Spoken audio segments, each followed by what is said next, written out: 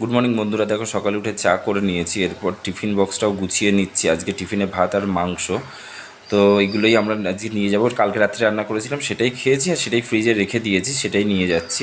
তো দেখো দুটো ব্যাগে ভরে নিয়েছি, একটা অর্পণের একটা আমার। তো এরপরে চলো ঠাকুর ঘরটা খুলে ঠাকুরটাকে প্রণাম করলাম। সকাল থেকে ঠাকুর প্রণাম করার সময় পাইনি, তো তোমাদেরকে একটু দর্শন করিয়ে দিলাম। এরপর আমি ঘর পরিষ্কার করতে নিয়েছি, দেখো ঘর ঝাঁট দিচ্ছি।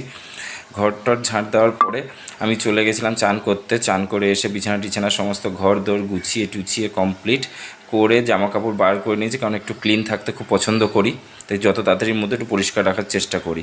তো এরপরে দেখো আমি রেডি হয়ে গেছি, ডোডোকেও খাওয়ানো হয়ে গেছে, আর এইবার আমরা বেরোবো। অর্পণও রেডি হয়ে গেছে। তো দেখো বন্ধুরা, আমরা বেরিয়ে পড়লাম, গেট দিয়ে দিলাম, দিয়ে এবার অর্পণ দাঁড়িয়ে আছে। তো ডোডো খুব চিল্লায় এই সময়। তো যাওয়ার সময় অর্পণ আমাকে ড্রপ করে দেবে। তো এখন ওয়েদারটা দেখো খুব সুন্দর।